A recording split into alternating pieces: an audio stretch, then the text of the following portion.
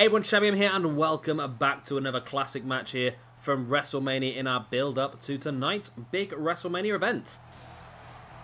This one is Bret Hart versus Stone Cold Steve Austin in a submission match from WrestleMania 13. My voice went funny then. WrestleMania 13. Yeah, this was a classic match, of course. If you look at certain like top match lists from WrestleManias on the internet, and this one will quite often be found in, well, it will always be found in the top 10, but quite often it'll be found in the #1 spot as well. It was a fantastic match. It lasted, how long did it last? Went on for 22 minutes and 5 seconds. Originally we had Ken Shamrock as a special guest referee, but of course for some reason they don't allow that in the game anymore. I don't understand why special guest referee's been taken off. That seems like quite a standard match to keep on there, but there you go. And of course, submission match. You wouldn't assume that Austin would be in a submission match. Now, Peter Toby was telling me only earlier when we talked about this, about Austin wasn't even aware that it was going to be in this match till the last minute and had no submissions to his name, really. So, on paper, you'd struggle to look past Bret Hart in this one. Of course, Bret Hart did win it originally. He didn't win it, though, by submission. He won it by referee stoppage. Austin had been busted open quite early in the match. Bret locked in the sharpshooter at one point, and Austin ended up, he resisted submitting, but he ended up passing out due to a combination of pain and blood loss, and Shamrock awarded the match to Bret Hart, which Bret wasn't happy about. He continued attacking Austin, and then basically tried to get into a fight with Shamrock as well. Shamrock declined, but by this time Austin had woke back up and recuperated enough to turn around and stunner Austin. Stunner Bret even. I know what I'm on about, as long as anyone else doesn't. Oh, I've just realised my microphone's not even pointing the right direction. Hopefully you can hear me. Hello! There you go. That was a bit embarrassing, wasn't it? So yeah, I'd struggle to see past Bret on this one, especially on the game as well. I don't know what submissions Austin has, but I think people generally struggle on this game to get a submission victory if they haven't actually got a finisher submission. Whether a submission match would be a little bit more balanced, I would hope, but I'm not 100% sure. It'll be interesting to see how it all pans out. Be interesting to see exactly what goes on in this match, and at the moment it's Bret in control, but I think even if Austin does take control and hits a few stunners, still the only way to win is to get that submission victory. Does he have that in his locker? Nice neck breaker there by Bret. Of course, we know the issues that Austin has had with his neck in the past. Oh, this was nice. WrestleMania 13 had Flash Funk on it. Looking at some of the matches on here: Owen Hart and the British Bulldog versus Mankind and Vader. Tag Team Championship match ending a double count out. The main event was The Undertaker versus Psycho Sid for the WWF World Heavyweight Championship. A 21-minute match out of Psycho Sid.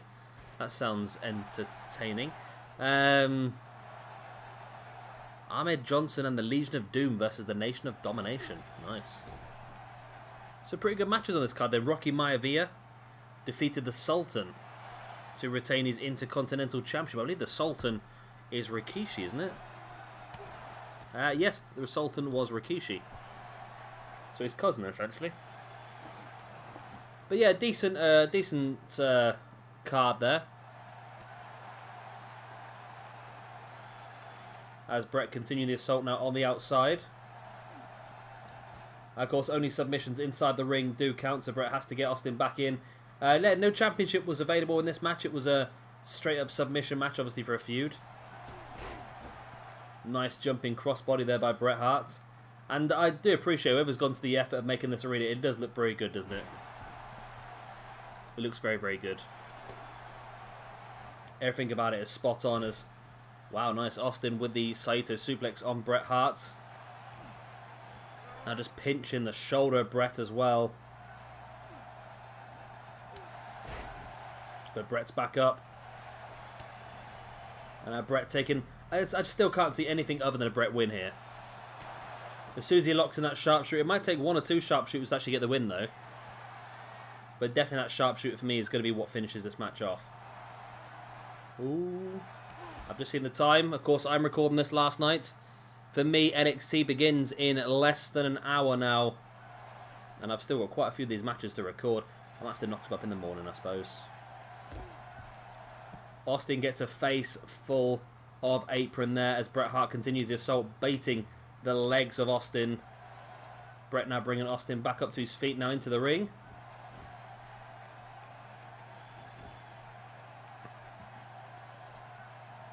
Oh, Austin here going figure four leg lock. There's me talking about Austin has to be wary of the sharpshooter. But Bret goes to the figure four in the end. Wow. That'd be an interesting random match, wouldn't it? Bret Hart versus Ric Flair. Now, talking of random matches, I'm bringing that series back this month. I go through stages of doing it really well, then just completely forgetting about it, then doing it really well. I do plan on uploading a random match every weekday in April. So, start knocking up your suggestions once again down below. I'll add them all into the hat. The hat is still brimming from the last lot of suggestions anyway. So, we've got plenty to go by. But if you want to add anything else to the hat, please let me know by dropping them down below. And, of course, if your video does get pulled out, you'll get a shout out in the process. So, obviously, make sure you subscribe with the bell notification thingy-majig clicked as well. And that way, you'll know if your video gets uploaded straight away. But yeah, we're going to knock up a few this month. So, if I do one every weekday, we're looking at about 20 this month, is it? Something like that? I don't know. So, we're already a few days into this month, like, aren't we? But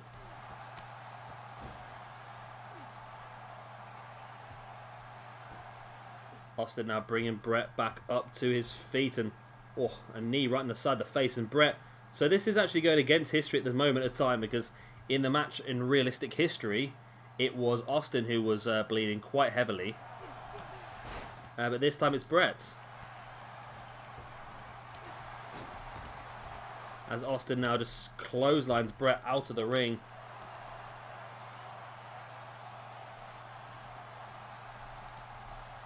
Oh, Bret tripping Austin over.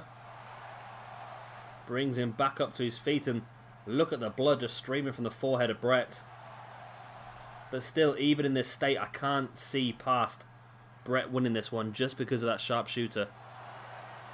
And with the damage done to the legs with that figure four leg lock, that sharpshooter could be very effective. As Bret taking Austin up into that vertical suplex, makes him think about it, and then drops him hard on his spine. Bret now dropping an elbow right into the face of Austin as well. And again, another elbow into the face of Austin. Before now just tying Austin up, just wrenching back of that leg. And it just, that's really painful because it really tightens up that thigh muscle. It's not a normal angle that you would point your leg at, which is why it's so painful, I suppose. As Austin now dropping into the Fez press. And look at the blood from Bret. My God, it's streaming down his chest now as well. Austin wrenching back at the head of Bret Hart.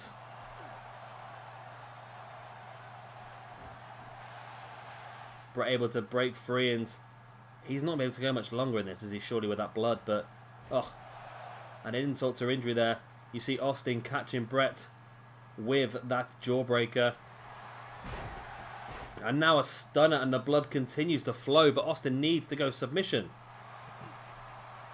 And I don't know if something like this is going to be enough to win this match for him. I feel like Bret's definitely going to have the better chance here.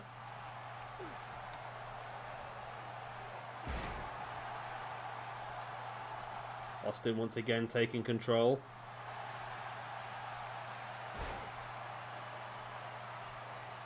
But Bret now once again going for that figure four leg lock. Wow. The damage would have been done to that figure four once. Is there enough damage there to make Austin think about tapping? No, Austin fights free with the right hands into the knee of Bret Hart. Oh my God, I don't think I've seen people in this game bleed as much as what Bret is currently bleeding. What the hell was that noise? My computer made a weird noise. I don't like that. Bret now wrenching back at the leg of Austin once again. So he's doing well here just to try and weaken the body parts down for potential submissions moving forward. Austin able to break free. Another interesting card this one then, wasn't it? Was Austin's locked in that that chicken wing? Wow. There's been saying he had no submissions. Was it the $1 Million Dream? Isn't it the that sleeper hold submission? That cost me his time of working with Ted DiBiase. Maybe he could pull that out the locker and try and get that victory via that. That'd be interesting, huh? Austin slowly making his way back up to his feet. Only to be greeted by Bret once again with that boot in the gut. And now Bret is going to continue to add insult to injury now by locking Austin's legs round the turnbuckle post. And there it is. The figure 4 around the turnbuckle post. Of course, you can't win via that, but you can do a hell of a lot of damage in the process and weaken the leg potentially for another submission later on. And why is Bret's going heavy on the figure 4 here today?